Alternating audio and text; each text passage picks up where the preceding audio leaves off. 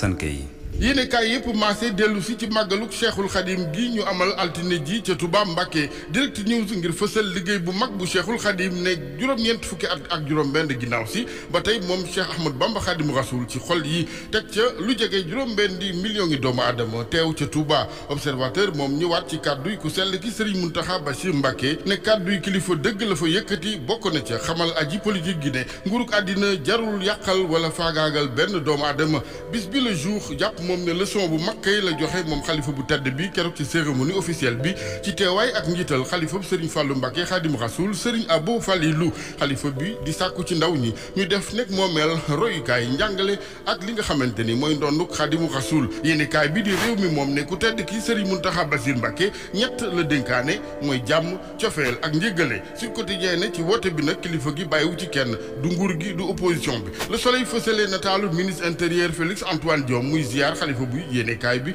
ne état bi dogg na ci wéyal chantier yu mag yi nga xamante ni sumb na ko ca Touba Le Soleil xamal ñu it ne fukk ak juróom-ñeenti réew yabal nañ fay délégation ci màggal gi waaye li ñuul ci mbir yi maanaam wàllu accident yi yéene kaay bu ànd ne fukk ak juróom-benni bakkan rot nañu ci màggal googee ci ay accident source a dëggal ko ne ba démb fukk ak juróom-benni bakkan rot nañu ci yoon yi ca li ci ëpp ñu ngi ko xaymaa ci route nationale bi ndax foofee fukk ak ñetti bakkan lañu fa xayma source a di ñu it nettali chauffeur bu yéegoon ca porte bagage yu wataam di noppalu ginnaaw bi mu bàyyee apprenti bi muy dawal mu waddee ci boobu porte bagage ñàkk bakkanam source a ba tey ne diggante Touba Mbacké ak Thiès juróomi borom mi moto Jakarta faatu nañ ci le point moom fësale nataalu Cheikh Bassirou Mbacké moom Serigne Abdoul Khadre ci yiw gi taar ba ak yar gi yéeni kaay bi ne saguk Touba dëgg la porte parole it à l'état pur yéeni kaay bi ne moom Serigne Bassirou Mbacké Serigne Abdoul Khadre di turandooy waajuru xalifa bi tey Serigne Mountakha Bassir ne ku ràññiku la macha allah ci daraja ja njàng ma yar ba yéene kaay bi ne exemple la ci sëti Cheikhul Khadim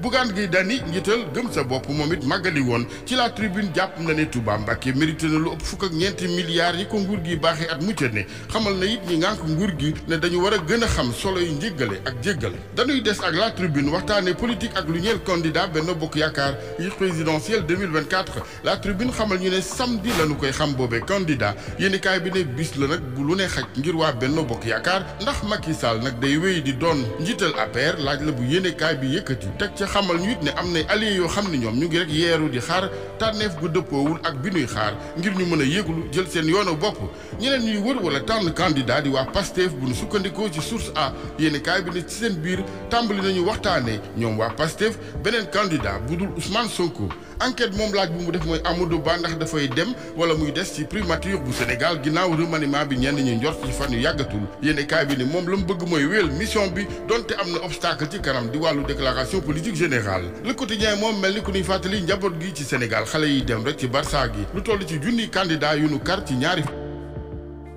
bu bees bi nga xamante ni gone yi jël nañ ko di yoonu Nicaragua bi ak i musibaam ci yéenekaay bi seede kuñ naan Moodu fanweer ak benn ci at la am muy nettali ne ñetti yoon sox nañ koy bal muy mucc waaye xarit bi mu àndaloon mu ne jot na moom benn bal ca ngaam ya mu ne it frontière diggante Mexique ak États-Unis fa la musiba yi ëppee sport gi la ñuy jeexale gaynde yi waajal match xaritoo seen digg ak Algérie yéenekaay bi di stade ne équipe bi mat na ca stade de président Abdoulaye Wade ga nuy tàggatu jamono yi ca Diamniadio Aliou Cissé ci yéenekaay bi xamal ñu ne Formose moom am na lëf lu koy metti ca cheville ba Idrissa Gana Gueye mu ne moom yegsi na ak forme ci tanière bi gune yi mu ne ñoom ñëpp noppi nañu wàllu lamb ndorteelu at mu neex 2024 incha allah ci amateur yu Sénégal 1er janvier 2024 lañ leen di tëggal Modou Lo Boy Niang sunu lamb moo nu ko xamal